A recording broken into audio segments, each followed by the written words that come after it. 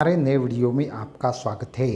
तो बहुत सारी साधनाएं करने के उपरांत भी अगर आपको साधना का फल प्राप्त नहीं हो रहा, अनेक प्रकार की उपासनाएं करने के उपरांत भी आपकी समस्याओं का नाश नहीं हो रहा,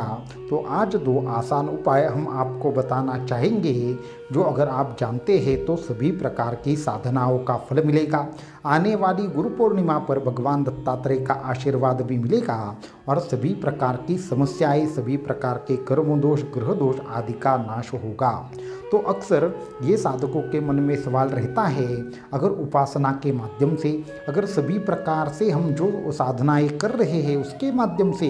हमारी जो अड़चनें हैं, हमारी जो समस्याएं हैं वो अगर कम नहीं हो रही तो हमें क्या करना चाहिए। तो उसके ऊपर दो आसान उपाय आप कर सकते हैं, जिसमें सबसे पहला उपाय है अन्नदान। तो अन्नदान का महत्व तंत्र शास्त्रों से लेकर भक्ति शास्त्र से लेकर अन्य ऐसे अनेक प्रकार के संप्रदायों में बताया है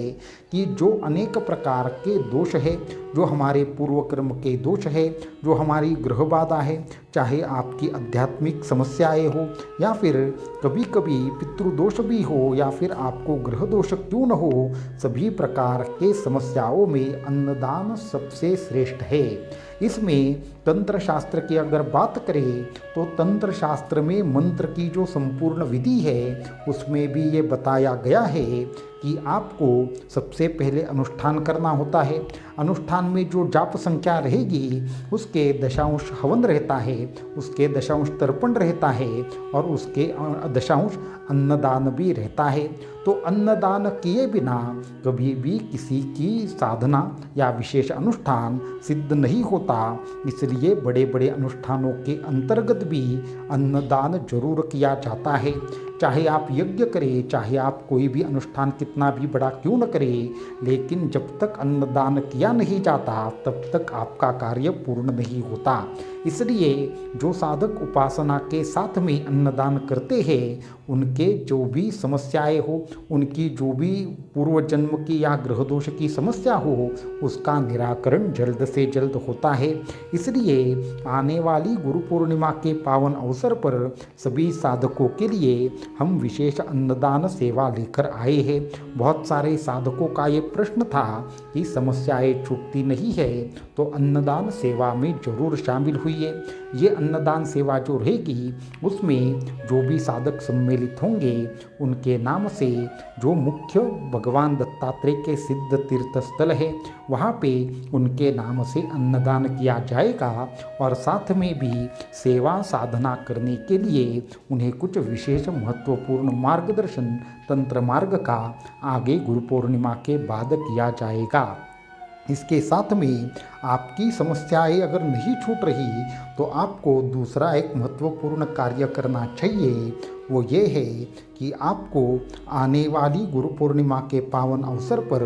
सुबह 6:30 पर हम जैसा बताते हैं वैसे विधि करना है। सबसे पहले भगवान दत्तात्रेय की मूर्ति लेकर या फिर आपके पास अगर भगवान दत्तात्रेय का अगर कोई भी तस्वीर होगी, यंत्र होगा या फिर अन्य कोई भी चीज़ होगी, उसकी पूजा करके सुबह 6 बजे या 6:30 बजे से पहले आपको वो पूजा संपन्न करनी है। उसके बाद आपको एक कार्य करना है, आपको जो भी मंत्र हो या फिर जो भी समस्या हो उसका संकल्प करना है आत्मीय अक्षताएँ लेकर, और उसके बाद आपको जो भी मंत्र की आप साधना करना चाहते हैं उस मंत्र को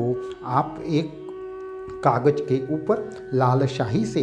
लिख लेना है और नीचे आपको उस मंत्र से क्या फल चाहिए वो भी लिख लेना है। ऐसा रखते हुए आपको क्या करना है, उस मंत्र की 3 माला जाप करना है और 3 माला जाप करने के बाद उसी दिन यानी कि गुरु पूर्णिमा के दिन आपको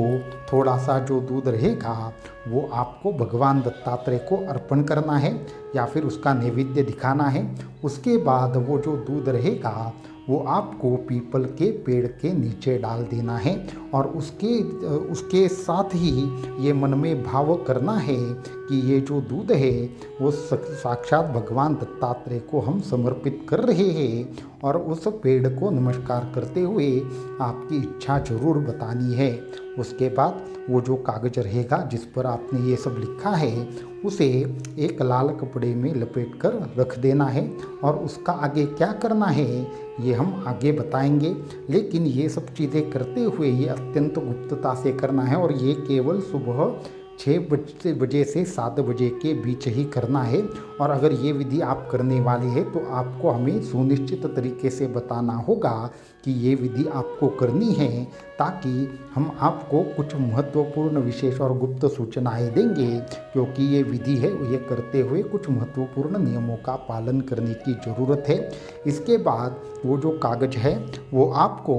आप आने वाले 21 दिनों तक लाल कपड़े में लपेट कर रखना है और उसके बाद आपको ये कागज पानी में छोड़ देना है। इसके साथ में जो भी संकल्प के लिए आप कर रहे हैं वो संकल्प आपका बहुत ही जल्द पूर्ण होगा। और ये जब आप सभी चीज़ें करेंगे तो उसके साथ में अन्नदान के साथ जुड़ना ना भूलें, ताकि आपको विशेष प्रकार की जो भी परेशानी हो, पितृदोष हो, ग्रह बाधा हो या फिर कोई भी मानसिक पीड़ा हो, उन सभी का निवारण आपके लिए विशेष तरीके से जो अन्नदान किया जाएगा उससे होगा। अवधूत चिंतन श्री गुरुदेव दत्त।